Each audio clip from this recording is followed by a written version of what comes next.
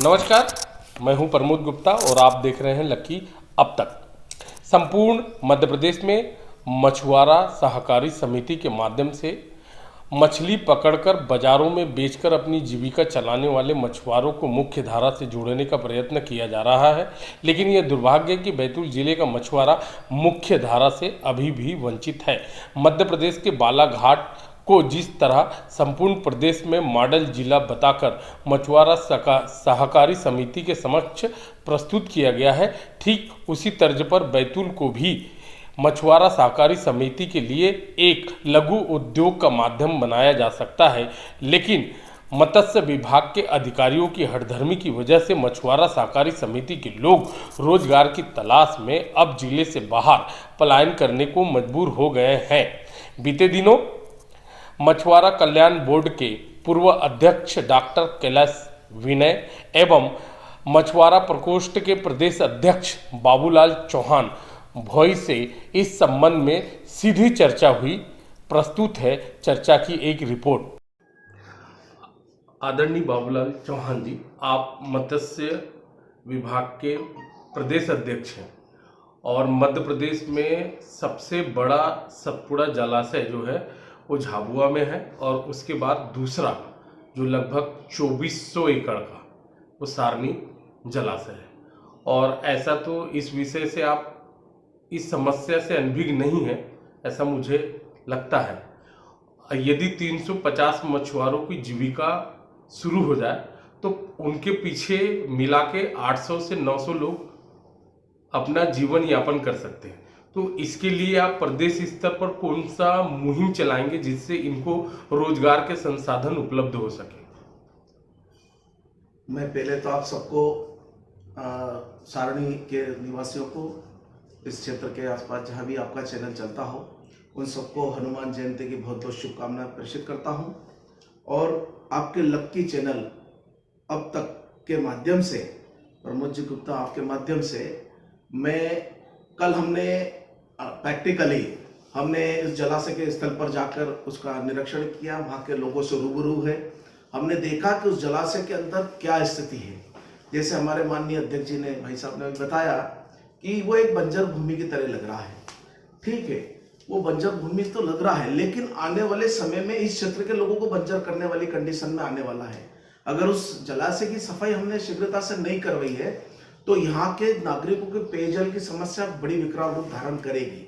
उसमें अनेकों रोग, उसमें लार्वा और कीटाणु पैदा होता है जो पेयजल के लिए उसी जलाशय का पानी उपयोग में लिया जाता है।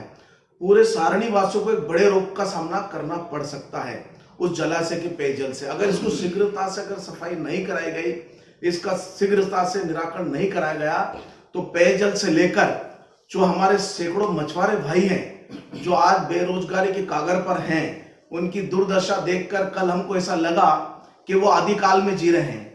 उनके घर की और उनकी खुद की स्वयं की हमने दुर्दशा देखी तो ऐसा लग रहा है कि कहीं न कहीं आज भी हम बहुत पीछे हैं, 50 से 60 साल पीछे हम लोग खड़े हैं। पूरे मध्य प्रदेश में 52 जिले हैं, लेकिन मत्स्य पालन में केवल मंडला जिला संपूर्ण मध्य प्रदेश में बेस्ट खिताब और बेस्ट उपाधि पा चुका है। हमारे बैतूल जिले में छोटे बड़े लगभग 172 तालाब है और मत्स्य का पालन जिले में बहुत अच्छा किया जा सकता है। लेकिन मत्स्य विभाग जो है आपका प्रशासनिक महकमा, उनके अधिकारियों की उदासीनता की वजह से जो मत्स्य पालन का काम करते हैं, जो मछुआरे जो लोग हैं, वो उनकी मतलब क्या कहें, अज्ञानता या उनकी हठधर्मी का शिकार हो रहे हैं। तो ऐसी स्थिति में आप क्या करेंगे कि जो मछुआरा जो शिक्षा से दूर है, समाज से कटा हुआ है, जिसकी जीविका केवल मछली पकड़कर बेचने की बात चलती है, ऐसे लोगों को मुख्य धारा में कैसे जोड़ा जा सकता है? देखिए, आपने एक बहुत बढ़िया प्रश्न किया है कि यहाँ के मछली विभाग के अधिकारियों की उदासीनता। आपका प्रश्न वास्तव में सही है कि ये सब जो कारण हो रहा है, इस क्षेत्र में 100 से भी अधिक जलाशय हैं इस जिले में, उसके बावजूद हमारा मछुआरा भाई जो है रोजगार के लिए दर दर भटक रहा है। मत्स्य पालन नीति का कुछ अधिकारियों की हठधर्मिता कारण उनको रोजगार नहीं मिल पा रहा है। जो मौलिक अधिकार, जो आजीविका जिससे आजीवन चलती है मछुआरों की, जो पुश्तैनी कार्य है, उनके अलावा जल जंगल और जल के अलावा कोई उनका जीवन नहीं है। प्रदेश में आपकी सरकार है और आप मछुआरा प्रकोष्ठ के प्रदेश अध्यक्ष हैं, और आप अगर मछुआरा जो मत्स्य विभाग के अधिकारी हैं जो हड़दर्मी करते हैं, जिनकी वजह से मछुआरों को लाभ नहीं मिल पाता, ऐसे लोगों के स्थानांतरण अगर ऐसी स्थिति बनती है तो वो चाहे कोई भी अधिकारी, अगर मछुआरों को रोजगार छीनने की अगर कोई बात आती है तो उसको किसी भी स्थिति में बख्शा नहीं जाएगा। उसके लिए माननीय मुख्यमंत्री जी से बात की जाएगी, माननीय मछली पालन मंत्री जी से बात करेंगे। जिले के जो आपके हमारे बैतूल जिले में जो एक खरे जी हैं मत्स्य विभाग जी, उनका एटीट्यूड इतना गंदा है कि अगर कोई मछली पालन का कर्मचारी या कोई मछुआरा उनके कार्यालय के आसपास भी अगर पहुंचता है तो अब शब्दों का सामना करना पड़ता है। बिल्कुल आप सही तो फरमा क्या रहे हैं। आप ऐसे अधिकारियों को इस यहाँ पर मतलब अंगद के पांव की तरह जमे रहने देंगे? बिल्कुल नहीं होगा।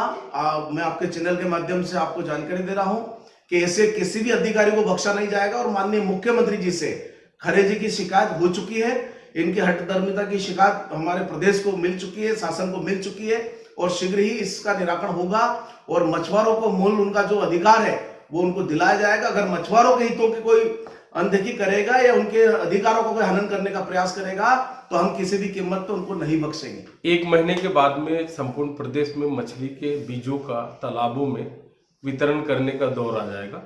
तो मत्स्य विभाग के ऐसे जो अधिकारी हैं जो पड़ोसी राज्य महाराष्ट्र और दूसरे राज्यों से जो बड़े डीलर हैं उन लोगों से साठगांठ करके 800 रुपये 900 रुपये किलो के जो बीज होते हैं उनको 1500 रुपये किलो के हिसाब से खरीदते हैं।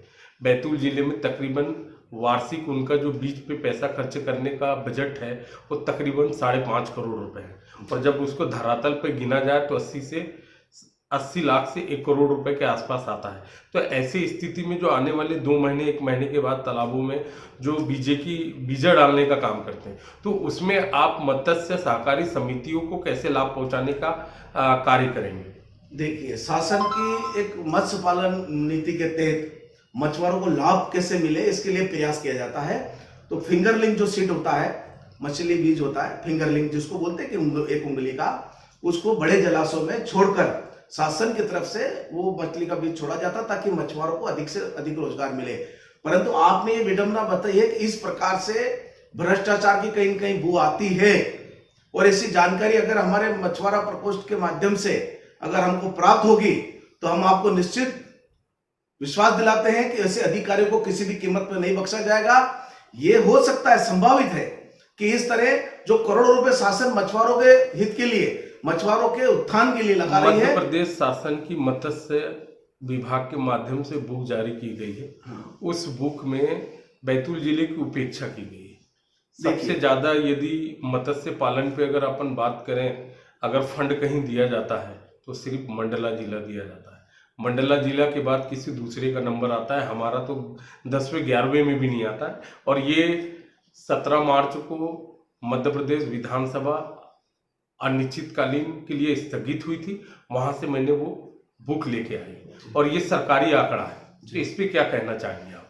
देखिए, प्राथमिकता तो शासन की खुद की नीति है मध्य प्रदेश सरकार की हमारी कि मछुआरों की आय को दोगुना किया जाए और मध्य प्रदेश मछली पालन के क्षेत्र में देश में नंबर 1 हो।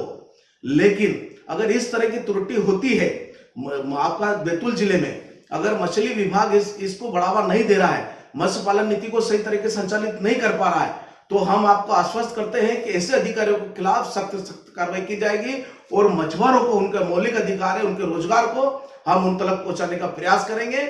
और हर संभव आपके चैनल के माध्यम से मैं आश्वस्त करता हूं कि ऐसे किसी भी अधिकारी को अगर हमको जानकारी कोई मछुआरा भाई देगा तो निश्चित तौर पर उनके खिलाफ कार्रवाई करके मध्य प्रदेश को एक स्वर्णिम मध्य प्रदेश बनाने में हम अपना पूरा योगदान देंगे और मध्य प्रदेश को मत्स्य पालन के क्षेत्र में हम स्वर्णिम जो है कृषि के क्षेत्र में और मछली पालन के क्षेत्र में हमारा मध्य प्रदेश अग्रिम हो, इसकी हम पूरा प्रयास करेंगे।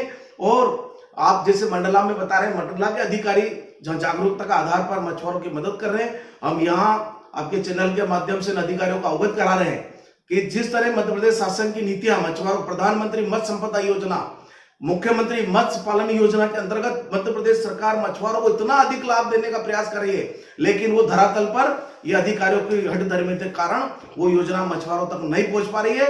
ऐसे अधिकारियों के खिलाफ सख्त सख्त कार्रवाई करने के हम माननीय मुख्यमंत्री जी से बात करके इनके लिए प्रयास करेंगे कि ऐसे अधिकारियों को तत्काल घर भेजा जाए, वरना इनके खिलाफ जो भी कदम उठाना वो उठाए। डॉक्टर साहब नमस्कार। नमस्कार जी। आप क्षेत्र का भ्रमण किया है आपने, पिछले 2 दिन से आप क्षेत्र में हैं जी। और चूंकि आप सहकारी मछुआरा कल्याण बोर्ड के पूर्व अध्यक्ष भी रह चुके हैं, तो ऐसी स्थिति में आपने यहाँ पर जो सतपुड़ा जलाशय, जो मध्य प्रदेश का सबसे बड़ा सतपुड़ा जलाशय है, तो यहाँ की स्थिति आपने देखी। जी हाँ। लगभग 385 मछुआरे उसमें पलते थे जी। लेकिन चाइनीज झालर की वजह से उसकी स्थिति दयनीय बनी है। बिल्कुल। तो इसके निराकरण के लिए अब यहाँ से जाने के बाद आप क्या प्रयत्न करेंगे? बिल्कुल सही, आपने जो एक समस्या का हम लोगों को अवगत कराया, नितांत मछुआरों के पेट पालन के लिए बहुत आवश्यक बिंदु बनता है और उनकी समस्या बिल्कुल जायज़ है। देख करके हमें भी बड़ा दुख हुआ कि इतना अच्छा जलाशय और इस खरपतवार ने उस जलाशय को इस तरीके से ढक दिया है, देख करके लगता है कि यह जलाशय नहीं बल्कि कोई एक ऊबड़ खबड़ या बंजर जमीन पड़ी हो। दूर से देखा जाए तो आदमी भ्रम में पड़ जाए कि जलाशय ना होकर कोई बंजर जमीन पड़ी हुई है। देखने के बाद तकलीफ हुई, उनको मछुआरों को सुनने के बाद में जो उपाय बनते हैं हमारे दिलो दिमाग में, वो उपाय भी उन लोगों को हम लोगों ने बताए हैं। और जो उपाय बड़ा उपाय है, जो निदान करने का हम लोगों को तजवीज़ आई है, वो हम सरकार को बताएंगे। थोड़ा सा शेयर आपके माध्यम से हम लोग करना चाहेंगे कि इसमें विषय बनता है कि उसको हम साफ सफाई कैसे करें, चूँकि ये बस्ती बड़ी बस्ती अर्थात ये शहर हमारा बहुत बड़ा शहर है, पानी भी वहीं से लोग पीते हैं, मछुआरों का वहाँ लालन पालन भी होता है, अपना पेट पालन भी वहाँ पर होता है। साइड में लगा हुआ हमारा ऊर्जा प्लांट है, उसकी भी उस जलाशय को आवश्यकता है। 3 से 4 जगह पर आवश्यकता जलाशय के होने के बाद उसकी दुर्गति देख करके मन बहुत दुखी हुआ। हम शासन को अर्थात माननीय मुख्यमंत्री जी को इस परेशानी का हल क्या होना चाहिए वो भी बताएंगे और उनसे निवेदन करेंगे यथाशीघ्र इसको जो है तालाब को साफ सफाई करते हुए और योग्य बनाया जाए कि लोग उसका पानी पी सके, मछुआरे अपना मत्स्य पालन करके अपने पेट पालन कर सकें और उस भव्य जलाशय में जो कि नाव और नौकायान जैसे कार्य को भी वो वहाँ पर किया जा सकता है, बहुत अच्छा पॉइंट बन सकता है, उस योग्य भी बनाया जाए। ऐसा हमारा निवेदन माननीय मुख्यमंत्री जी से रहेगा। माननीय मुख्यमंत्री जी से हम शीघ्र ही इस बात को रखने वाले हैं। पिछले 8 साल से ये समस्या क्षेत्र में विकराल रूप लेकर बैठ चुकी है। ऐसा नहीं है कि जल संसाधन मत्स्य विभाग के मंत्री श्री तुलसीराम सिलावट जी हो या प्रदेश के मुख्यमंत्री शिवराज सिंह चौहान जी हो या बैतूल हरदा हरसूद क्षेत्र के सांसद दुर्गादास उइके जी, उन्होंने उनके माध्यम से इसको लोकसभा में भी उठाया, लेकिन समस्या का निदान नहीं हो पा रहा है। कल समझने के बाद में ऐसा लगता आदरणीय कि चूंकि 2 और 3 विभागों में फंसा हुआ विषय तो बनता है और मैं समझता हूं कि यही एक कारण रहा होगा। 2-3 विभागों में फंसा होने के कारण विषय तो अभी तक उलझा पड़ा है, किंतु उसको ठीक ढंग से और पुनः उठाया जाए और रखा जाए, बताया जाए, तो मैं समझता हूं कि हमें विश्वास है कि हम लोग इस बात को ठीक से रखेंगे।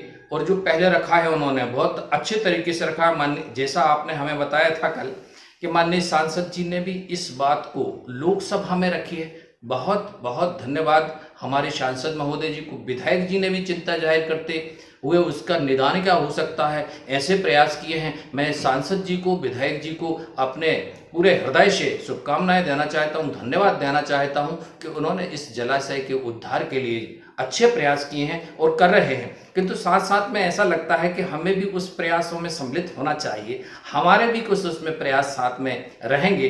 तो मैं समझता हूँ, मेरे को विश्वास है कि माननीय मुख्यमंत्री जी चिंता करेंगे और जल्दी ही उसका कोई आपके सामने हल प्रस्तुत करेंगे, ऐसा मेरा अपना विश्वास है।